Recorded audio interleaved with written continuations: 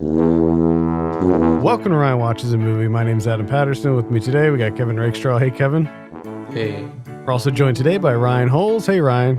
Eh. This is your first time tuning in to Ryan Watches a Movie. Kevin and I are challenging ourselves to find movies Ryan likes in the hopes that we reach a coveted 10 out of 10. You can join in on the conversation by sending your movie suggestions for Ryan to podcast@filmpulse.net or sending me a DM on Twitter @filmpulsenet. If you like the show, consider helping us out by becoming a patron at patreon.com/filmpulse. And be sure to check out the Friedreich's Ataxia Research Alliance website at curefa.org. Ryan, what did we have you watch this week? Halloween. This is the new one, the 2018 one. So a couple weeks ago when we were talking about your next movie, you mentioned that you wanted to see a slasher. My first question is, have you seen this before? No. Okay, so this is a first time watch. All right. Good. I always try to get those first time watches in there. That's the goal. Why don't you tell us a little bit about Halloween? Well, basically. Oh, sorry. Let me interrupt you really quickly. Because this is a newer movie, I will give a spoiler warning. There probably will be spoilers in this episode. Bunch of them. Alright, basically, Michael Myers is in a prison/mental ward, and he's visited by two people doing a podcast, and he doesn't say a word to them. And they try to talk to the doctor, and he really doesn't help them. And they go and talk to Jamie Lee Curtis, and she doesn't really help them out too much. And Michael Myers is now being transferred.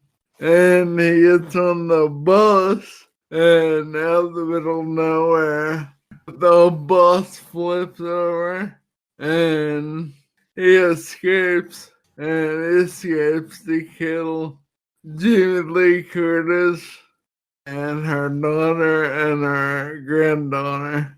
And eventually they end up trapping him in the basement and they set him on fire and the movie's over. It was so fun. That was the best synopsis ever because you started off with like every little detail of like the opening 5 minutes, and then you just skipped all the way ahead to the very end.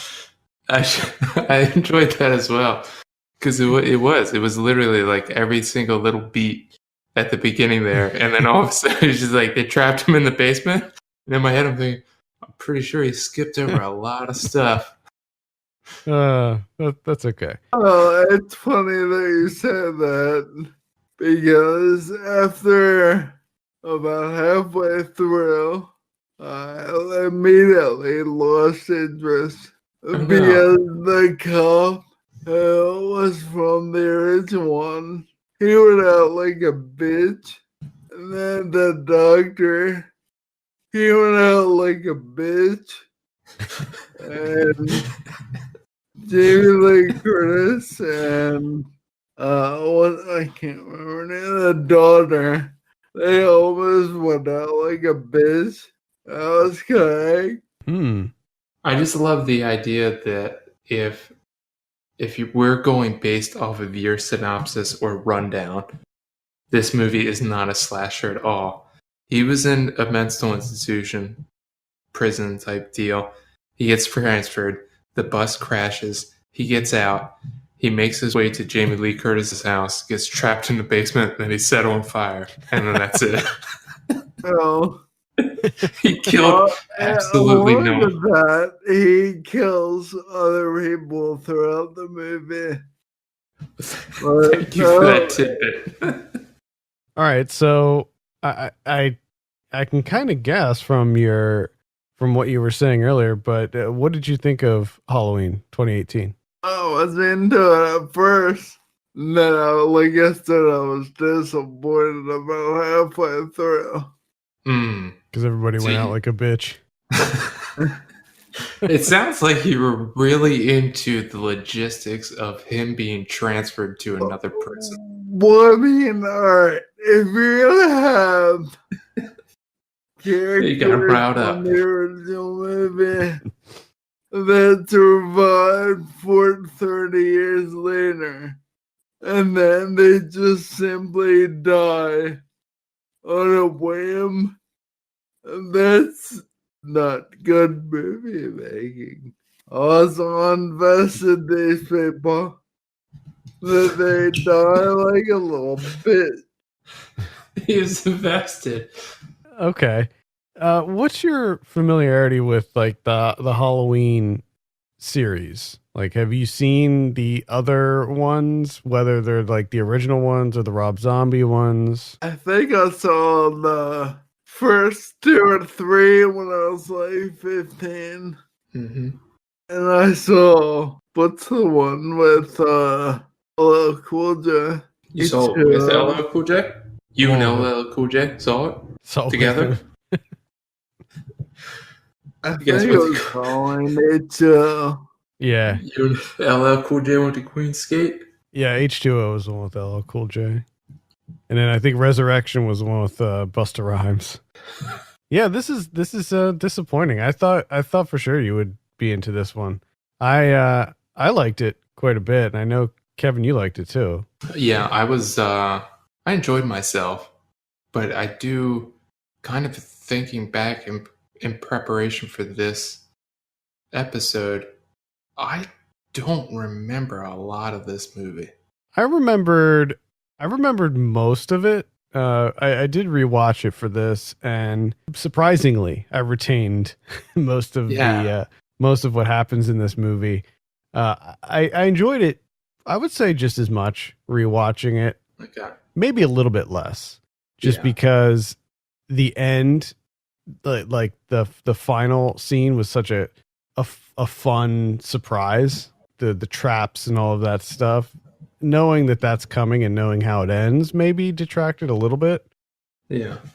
But overall, I would say I still enjoyed it. I mean, I did remember enough to know that something happened in between the bus crashing and him being trapped in the basement and set on fire. I knew I figured it. I'm pretty sure a handful of people died. Yeah. In between there. There are a couple cool death scenes. And what was your favorite? A couple cool camera tricks. Oh, you like camera tricks?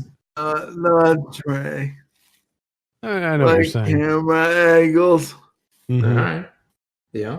That's one thing that I noticed a little bit more of rewatching it was the camera work is really good in this. It's something I didn't really notice the first time. I know we talked about some of the cinematography when we reviewed it on the podcast back when it came out, but there were a couple other shots and things that I noticed second time around that were highlights.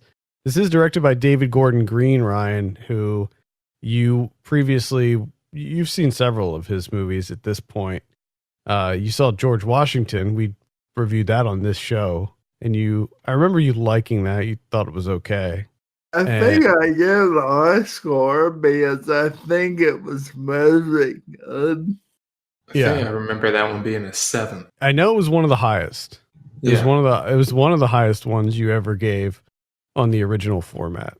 But Danny McBride wrote this, and I know you're a big fan of Danny McBride.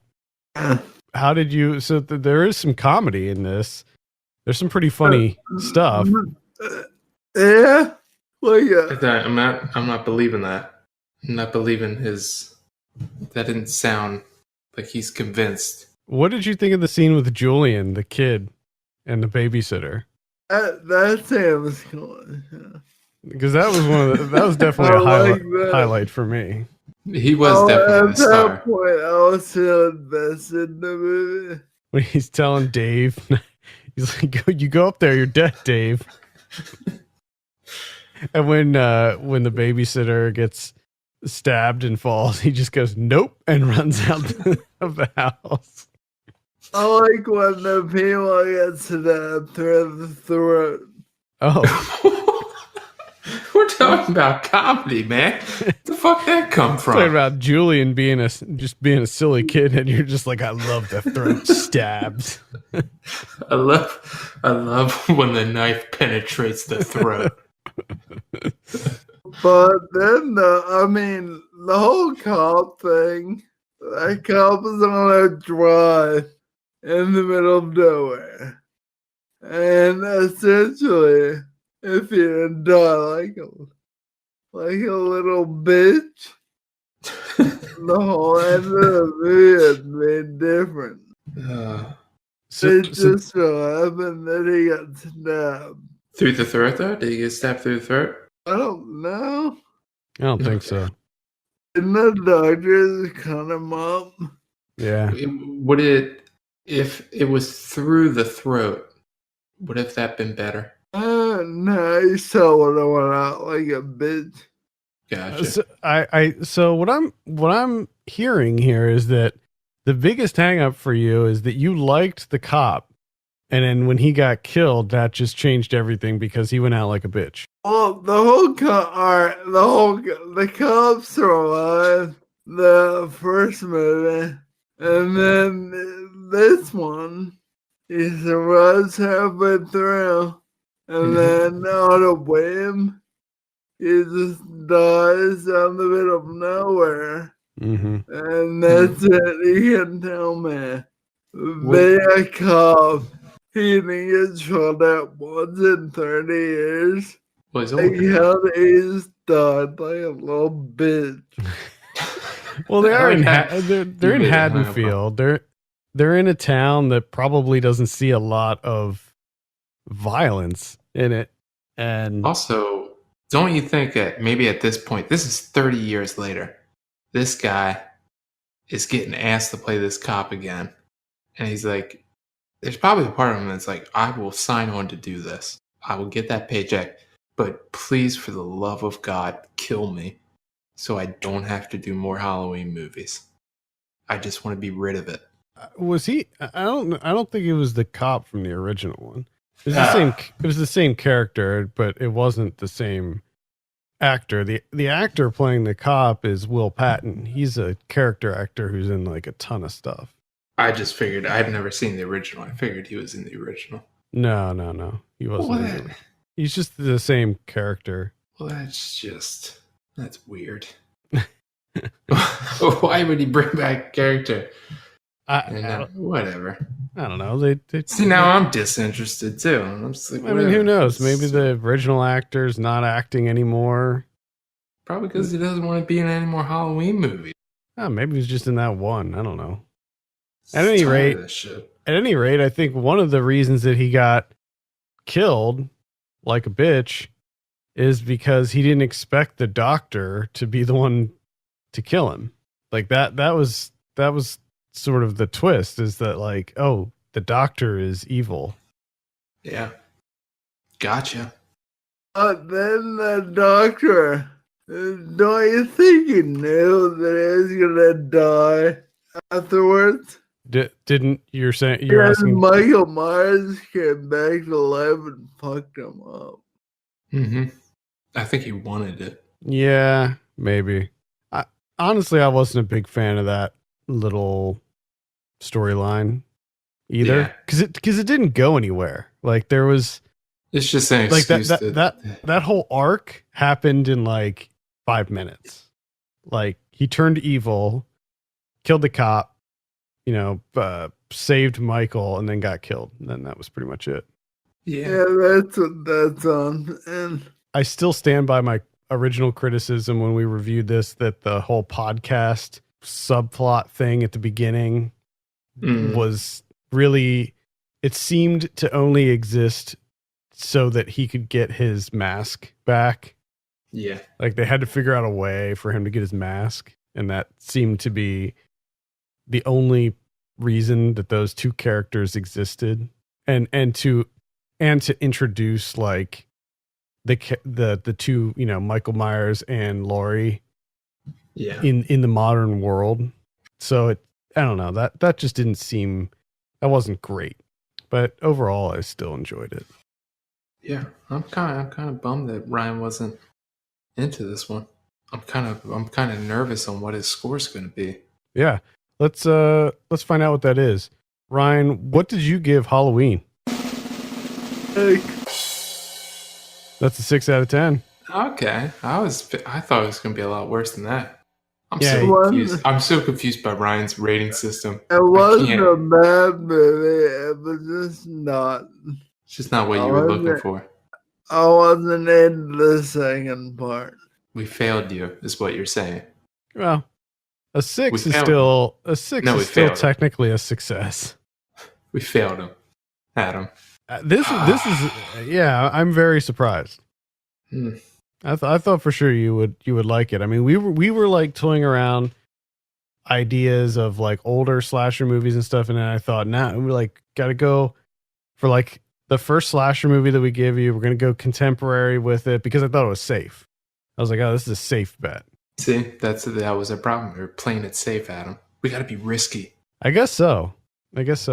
Just out of curiosity, what is your favorite slasher movie, Ryan?